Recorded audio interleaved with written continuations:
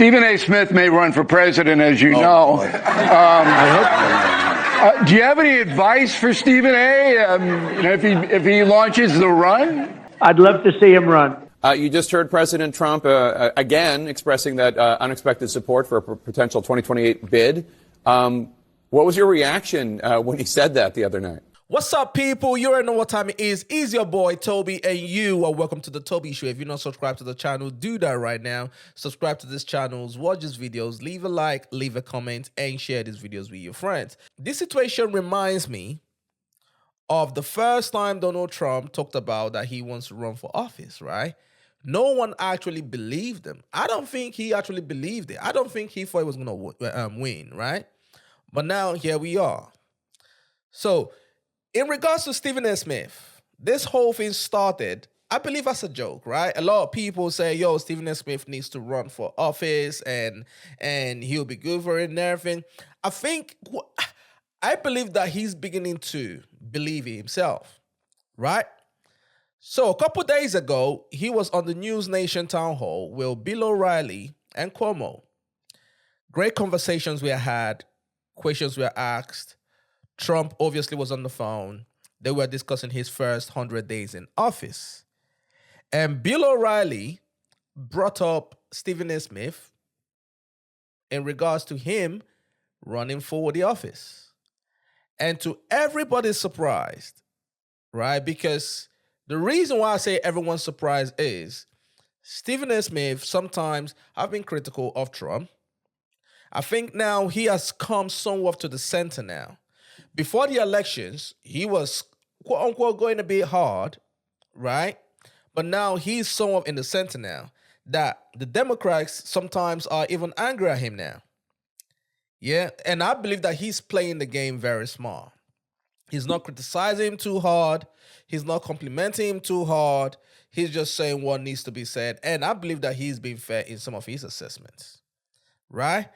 But the reason why I said that I was surprised that Trump actually endorsed him on that show was because of, obviously, Trump is conservative and MAGA, even though, if you know the history of Trump, he's always been Democrat, right? So when Bill O'Reilly brought Stephen A. Smith up, this was what Trump said. Stephen A. Smith may run for president, as you know. Do you have any advice for Stephen A.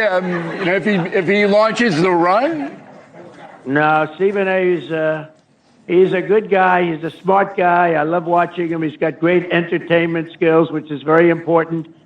People watch him. You know, a lot of these Democrats I watch, I say they have no chance. I've been pretty good at picking people and picking candidates, and I will tell you, I'd love to see him run. All right, there you go. That was amazing to see. That was amazing to see. But this is part of the reason why I also like Trump, right? He's not very partisan, right? If you're fair to him, he will be fair to you. And he understands the way the game runs. And he understands that some, people have to cater to whoever they need to cater to, as long as you're not being too disrespectful and in his eyes, unfair in your criticism, right? So that was the endorsement that he gave to Stephen A. Smith. Now, I don't think the Democrats are going to like it, because when you go on social media now, when you go on the Shade Room and some of these blogs and everything, they are now criticizing Stephen A. Smith, calling him a coon and all that kind of stuff. Like, that's what they do over there, right? Now, CNN was very quick to bring up Stephen A. Smith. Let's check out the video. Who is floating a potential 2028 presidential run. You just heard President Trump again expressing that unexpected support for a potential 2028 bid. What was your reaction when he said that the other night? I was aghast, to be quite honest with you. I wasn't looking for any kind of endorsement from anybody, especially him. But he is the president of the United States. There's a bit of flattery that comes with getting such words from the man who holds the highest office in the land, and I can appreciate that. But in the same breath, I'm saying to myself, you know what? I evidently I'd have no chance, because if somebody like that is throwing out my name, clearly they think that, yeah, go ahead and do it so we can beat you, we can romp you too. So I'm not falling for it. It was nice. It was nice to hear, and I appreciated it. But obviously, it is what it is. I hear where he's coming from, but I wasn't thinking about it any more seriously than that. So when he asked him, what was your reaction to it? He's expecting Stephen A. Smith to obviously bash Trump because that's what CNN does. They never say anything good about Trump, regardless of what he does. They want you to bash them. So he threw that out to Stephen A. Smith, but Stephen A. Smith, as a smart guy that he is, right, said, you know what, I wasn't looking for any endorsement, especially someone like him and all that, which you can see the gentleman, obviously, he just smiled and everything. But then Stephen A. Smith knows how to get to the line, but he doesn't cross the line. He still gives Trump his credit. He has, he holds the highest office in the land and everything. Like, so you can tell what he's doing. Well, it's been President Trump's been in office now for more than 100 days. What's been your reaction to his administration so far? I think it's been a bit haphazard. That's something I've been on the record as saying. Certainly we understand that waste, fraud, and all of that stuff needs to be addressed, but the manner in which he went about it with Elon Musk gave me cause to pause with Doge, so I certainly wasn't happy about that. The tariff wars, I thought he was going to focus first on lowering taxes. That's what I would have liked to have seen, because that was something that he campaigned on, even though he campaigned on tariffs a lot as well. I certainly expected him to, I would have liked rather to see him focus more on lowering taxes first, as opposed to engaging in a tariff war, particularly a tariff war that didn't just include China, but practically everybody else, at least for a short period of time before folks got in his ears and got him to sort of retract a little bit. So I see that. I have no problem with what he's done with the borders. I thought it was absolutely necessary. So I definitely think that that was a plus, because I was. You see that? He gives him a little bit of criticism and then he praises him. And to me, that's the way you should be. Like, you should be fair in your assessment. If somebody does something good, you praise the person. If he does something not too good, you criticize them objectively, right?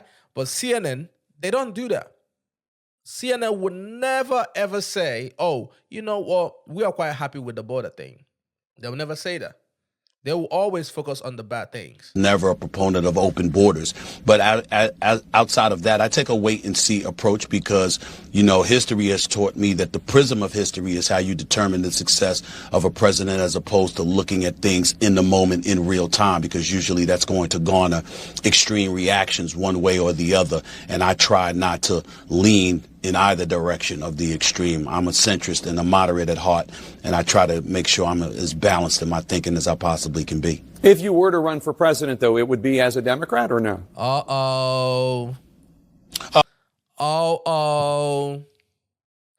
This question, if people know what happened to Trump, if Trump ran as a Democrat, there was absolutely no way he would have spelled that seat, because they would have done to Trump what they did to Bernie Sanders. Bernie Sanders literally had a great chance to win, but they didn't give him that. They pushed him out and brought in Clinton. Hillary. And with Stephen A. Smith, they would do the same thing to him.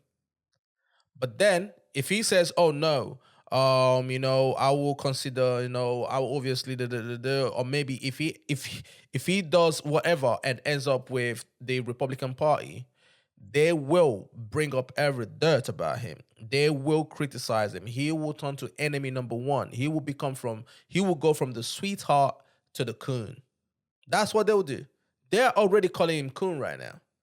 So that's the reason why he asked him this question, because, hey, mate, where do you stand? You know what? I'm an independent. I'm a registered independent. I would lean who leans left. I'm fiscally conservative when it comes to my money. I'm socially liberal. I'm liberal when it comes to social issues, are pretty much across the board. I believe in living and let living.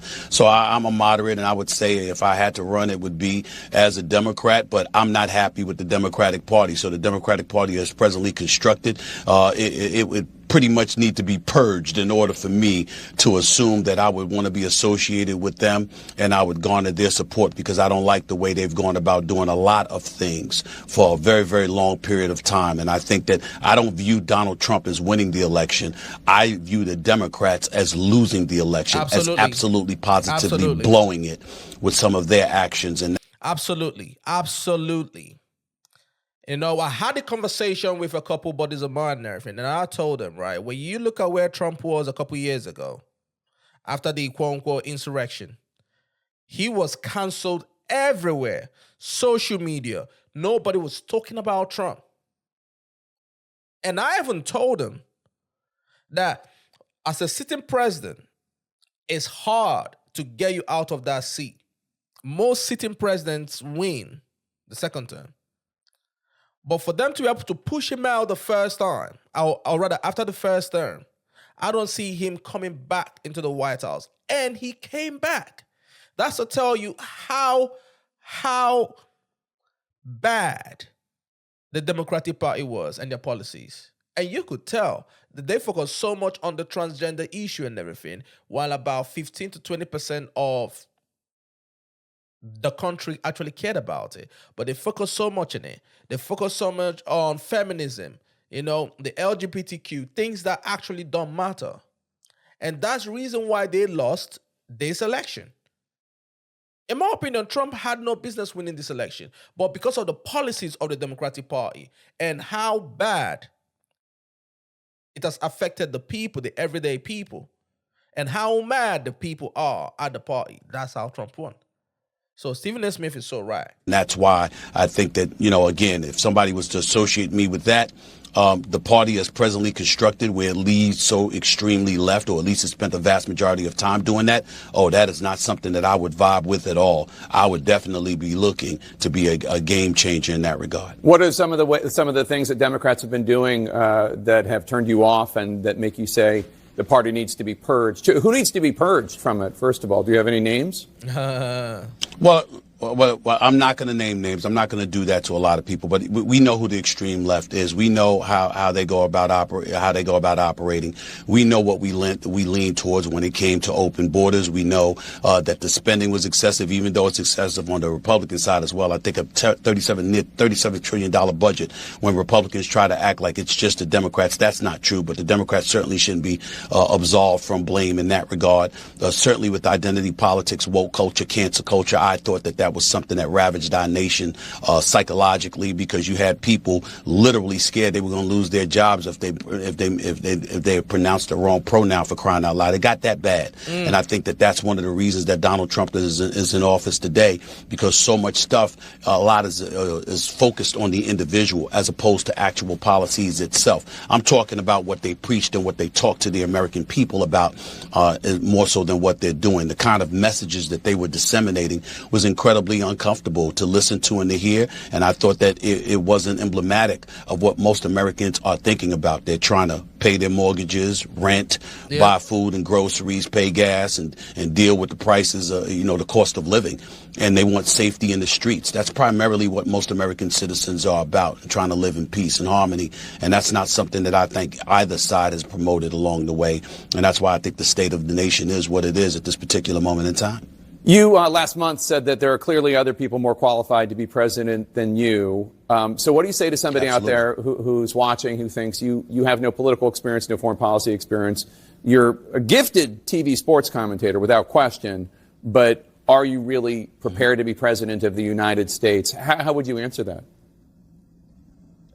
I would say they're absolutely right. I'm not prepared. I'm not qualified. I have no political history whatsoever. I've never been interested in politics a day in my life. How did I come to this conclusion where I've left the door open? I'll tell you how. Elected officials have come up to me. Folks in the streets of America come up to me every single day.